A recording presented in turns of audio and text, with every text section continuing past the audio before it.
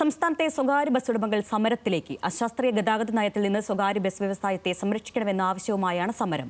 പ്രക്ഷോഭത്തിന് മുന്നോടിയായി വിവിധ കേന്ദ്രങ്ങളിൽ മേഖലാ സമരങ്ങൾ നടത്തുമെന്ന് പ്രൈവറ്റ് ബസ് ഓപ്പറേറ്റേഴ്സ് ഫെഡറേഷൻ അറിയിച്ചു. അശാസ്ത്രീയ ഗതാഗത നയത്തിൽ നിന്ന് സ്വകാര്യ ബസ് വ്യവസായത്തെ സംരക്ഷിക്കണമെന്ന ആവശ്യവുമായാണ് പ്രൈവറ്റ് ബസ് ഓപ്പറേറ്റേഴ്സ് ഫെഡറേഷന്റെ നേതൃത്വത്തിൽ സ്വകാര്യ ബസ് ഉടമകൾ സമരത്തിനൊരുങ്ങുന്നത്.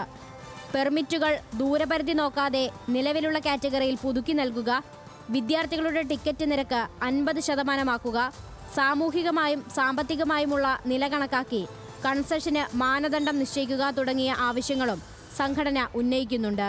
ഈ വ്യവസായം ഇന്ന് അഭിമുഖീകരിക്കുന്ന പ്രശ്നങ്ങളെ കാണുവാനോ റിപ്പോർട്ട് ചെയ്യുവാനോ ഇതിന്റെ അവസ്ഥ എന്താണെന്നോ പഠിക്കുവാൻ ആർക്കും സമയമില്ല. ഈ വ്യവസായത്തെ സംരക്ഷിക്കേണ്ട എന്നൊരു ധാരണ ഉണ്ടെന്നാണ് ഞങ്ങളുടെ വിചാരം. കാരണം നടപടികളൊക്കെ അതുപോലെയാണ്. ആദ്യഘട്ടത്തിൽ മേഖലാ പ്രതിഷേധ സംഗമവും രണ്ടാം ഘട്ടത്തിൽ സെക്രട്ടേറിയറ്റ് ധർണയും നടത്താനാണ് തീരുമാനം. നടപടിയില്ലെങ്കിൽ തൊഴിലാളി യൂണിയനുകളും മറ്റ് സംഘടനകളുമായും ചേർന്ന് സർവീസ് നിർത്തുമെന്നും ഫെഡറേഷൻ ഭാരവാഹികൾ പറഞ്ഞു.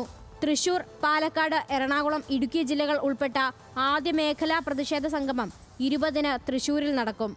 22-ന് കോഴിക്കോടും 25-ന് കോട്ടയത്തും മേഖലാ പ്രതിഷേധ സംഗമം നടത്തും. ശേഷം സെക്രട്ടേറിയറ്റ് സമരത്തിനുള്ള തീയതി തീരുമാനിക്കുമെന്നും പ്രൈവറ്റ് ബസ് ഓപ്പറേറ്റേഴ്സ് ഫെഡറേഷൻ അറിയിച്ചു. ന്യൂസ് മലയാളം, തൃശൂർ.